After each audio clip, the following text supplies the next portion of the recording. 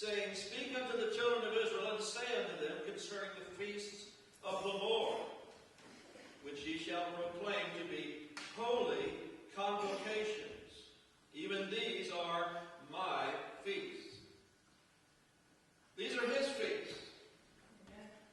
The feast of Passover, the feast of Pentecost, and the feast of Tabernacles. Passover, of course, is divided into Passover, and then it goes directly into the Feast of Unleavened Bread and the Feast of First Fruits. That's all a part of the first feast. It's three parts, but it's all a part of the first feast. Amen. Passover. And then, 50 days later, is the Feast of Pentecost. Penta meaning 50. 50 days later, after that feast, is Pentecost. And then in the fall is the Feast of Tabernacles. These are the Lord's feasts. And I want you to make note of the words here in verse 2. These are holy convocations. Holy meaning set apart, set aside, and the convocation meaning a gathering or assembly, but also in the Hebrew it means a rehearsal. And it can also mean, and I believe does mean, appointment. An appointment. So these are holy or set apart feasts that God gave to us to set aside, and they are rehearsals for something. At the time they were rehearsals for something that was to come. Passover, for many years, Passover. They would take a lamb and they would go to the temple. They'd take a lamb, they'd sacrifice that lamb, and this was Passover. You know, the first Passover is recorded in the book of Exodus. And then every year, there was the Passover, every year. But what was it? It was pointing to something. What was it pointing to?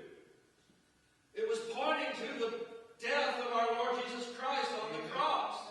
The preparation of the lamb to be put on the altar was a picture of what would happen to Jesus. Remember when John the Baptist came, he said, Behold, the Lamb of God, which taketh away the sin of the world. Yeah. He announced that to the people. He pointed to Jesus. He said, that's the Lamb. That's the one. Amen. All those years, the lambs that they had sacrificed over and over and over every year, Jesus was that lamb. And he was killed on the cross when? At Passover. At Passover.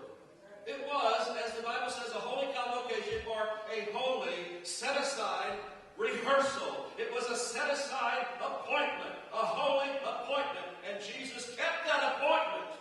Yes, amen. He kept that appointment. Even the time of day, this isn't Passover, so I won't get into much detail or too much detail. But even the time of day in which he hung on the cross, the time of day, that was preset, predetermined, and Jesus kept the appointment. Yeah. Fast forward 50 days. There was the Feast of Pentecost. And it was on the day of Pentecost. You read it in Acts chapter 2.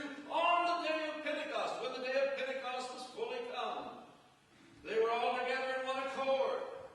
And God sent his precious Holy Spirit, and they spoke with other tongues, and it was a great revival that day. Amen. At Passover, 3,000 perished. But at Pentecost, 3,000 were born again. They were saved. Hallelujah. Amen. Amen. So these feasts, God's feasts, they are set aside, holy appointments. And I have to say that if he's going to keep these appointments, if he's going to keep Passover and unleavened bread at first fruits, he rose from the grave at first fruits. On the day of first fruits, he rose from the grave, the firstborn among many brethren. Hallelujah. Amen. Yes.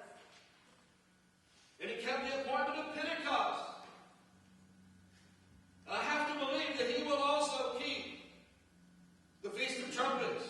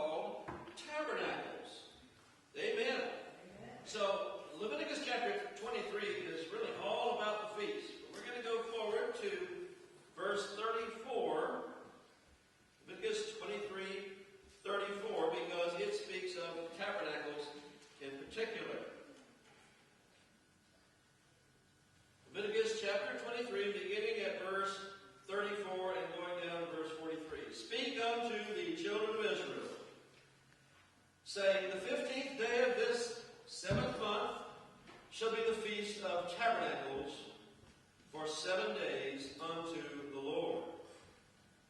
On the first day shall be an holy convocation. Ye shall do no servile work therein. 7 days ye shall offer an offering made by fire unto the Lord. On the 8th day shall be an holy convocation unto you. And ye shall offer an offering made by fire unto the Lord. It is a solemn assembly, and ye shall do no servile work therein. These are the feasts of the Lord. Over and over he says, these are my feasts, which ye shall proclaim to be holy convocations, or set aside rehearsals, set aside appointments, to offer an offering made by fire unto the Lord, a burnt offering and a meat offering, a sacrifice and drink offerings, everything upon his day. Beside the Sabbath of the Lord, and beside your gifts, and beside all your vows, and beside all your free will offerings, which ye shall give unto the Lord. Also, in the 15th day of the 7th month, when ye have gathered in the fruit of the land, ye shall keep a feast unto the Lord 7 days.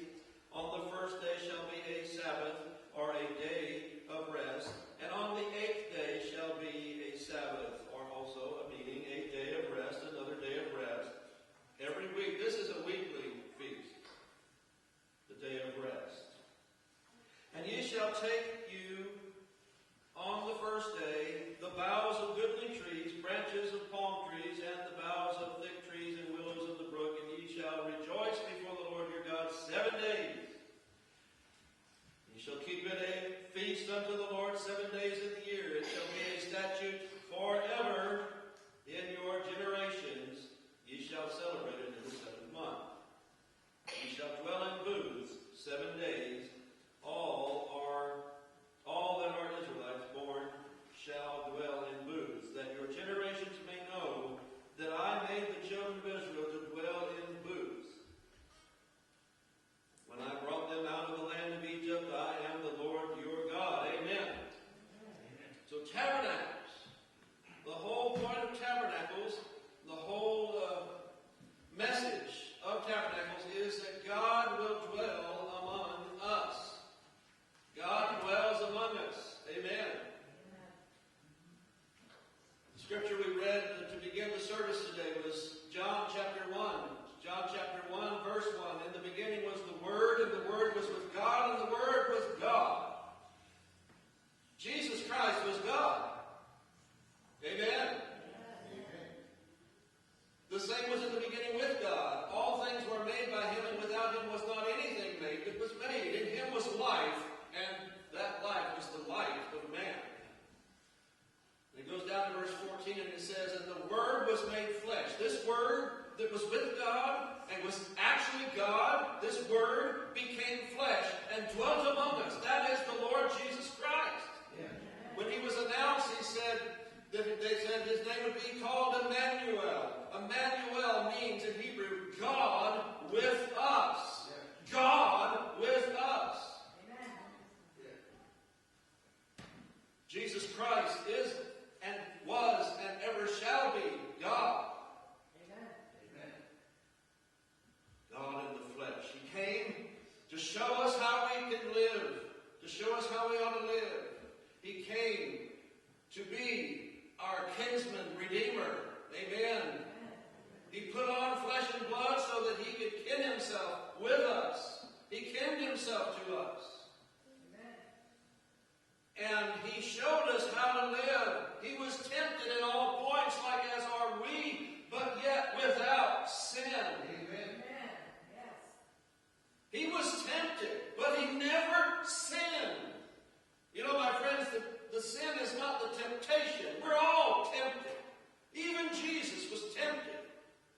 But He didn't sin, no, not one time. That is why He is that perfect Lamb of God. The Lamb which taketh away the sin, singular, all of it, of the world. Because of His perfect life, if we are righteous. We put on the righteousness of God in Christ. The Bible says that he who knew no sin became sin for us. Amen. That we might have life through him. Thank you, Jesus.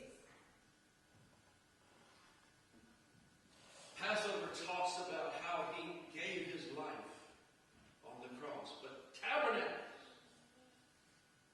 tells us that he dwelt among us. It's about him coming to earth, kinning himself to us, and becoming that man that would be called the Lamb of God, the sinless, perfect Lamb of God. Praise his holy name. I love this day because on this day in history, our Lord Jesus Christ was born. Yeah. On the 8th day, he was circumcised. Yeah. These are appointments that God made. These are appointments that God made. And they're wonderful and they're beautiful. The problem comes when we start changing his word and his feast to become our feast, our celebrations. That's when we come into trouble. If we would just simply take him at his word and celebrate his feast and remember what he is telling us in these feasts, if we would leave them his feasts and not ours, then that would be a good thing. That we would learn so much, wouldn't we? We would learn so much from his feast, because the feasts were given so that our children would learn about our history and about who we are, about where we're going, and about Jesus and his love for us, his great love for his people. Amen. That was the reason given. Teach your children these feasts. Teach your children these things. Teach them how that our ancestors were led out of Egypt by a mighty hand. Teach your children that when our ancestors faced the Red Sea on one side and Pharaoh's army on the other, that God made a way. Amen. God made a way. Teach your children. Yes. We must teach our children. That's right. One of the saddest verses in the entire Bible was this: and there arose a generation which knew not the Lord, because they hadn't told their children about the Lord. Shame. When we make his feasts our feasts, you know what the Bible says about that? The Bible says that he hates that. Yes. He hates that. Let's turn to the book of Amos.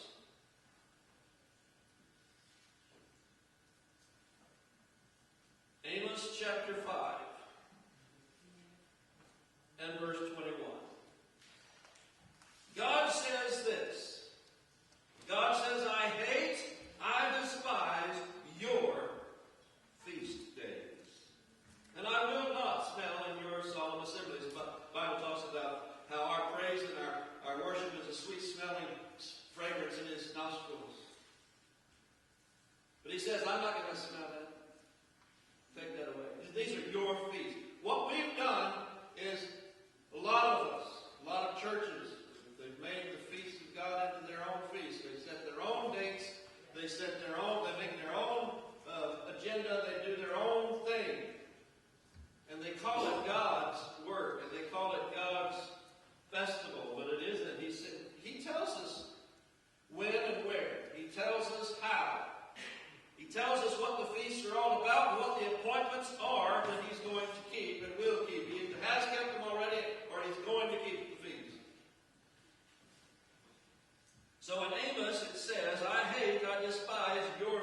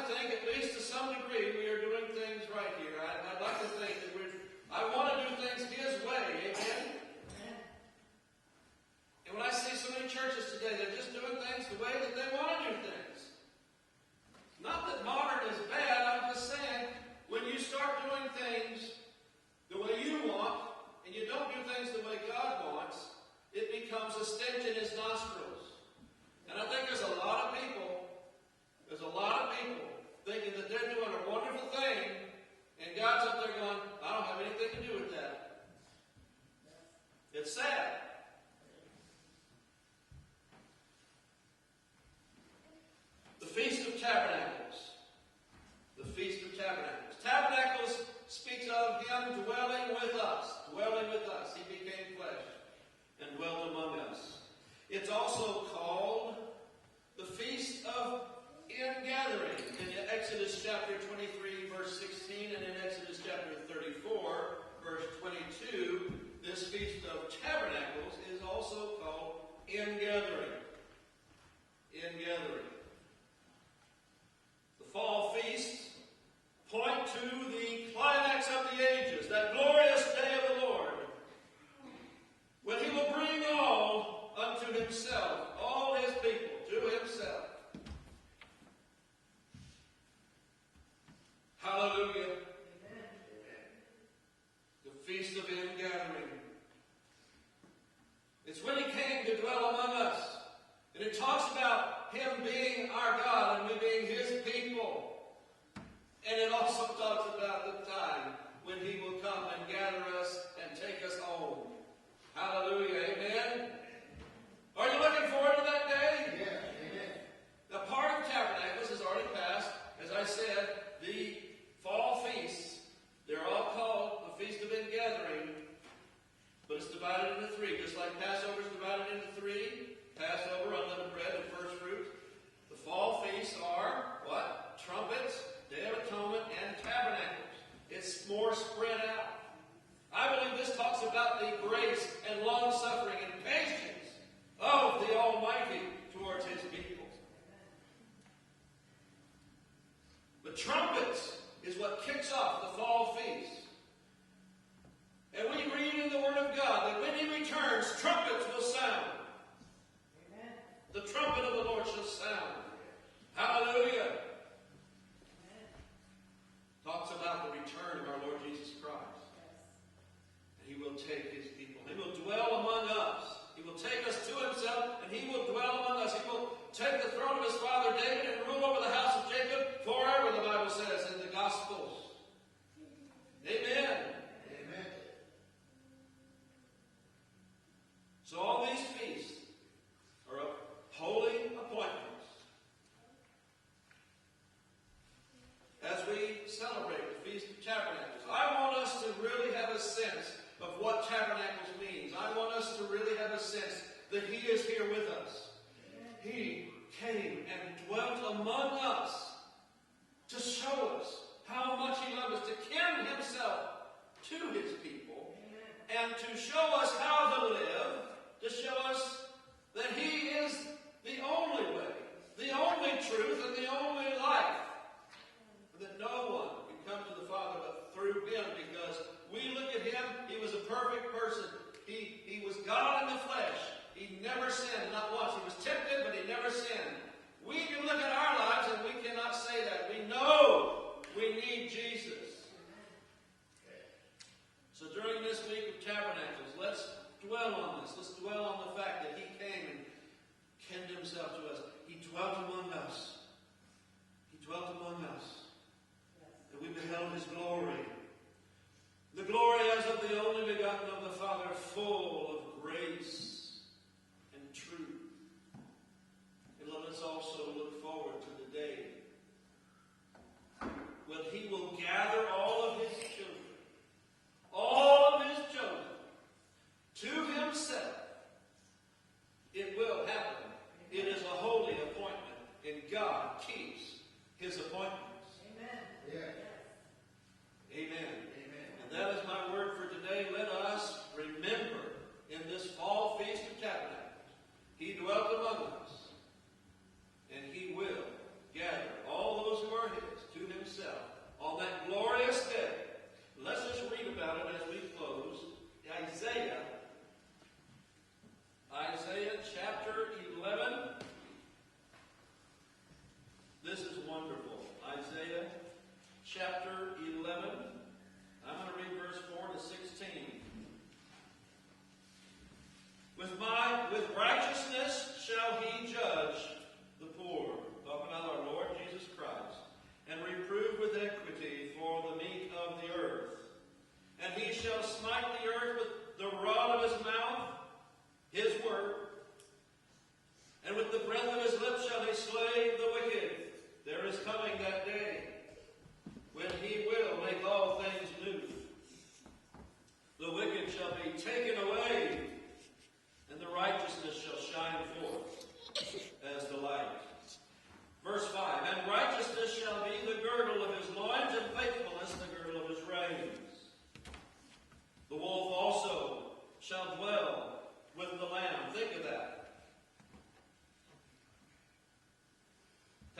psalmist speaks of his holy kingdom and how there will be peace on earth.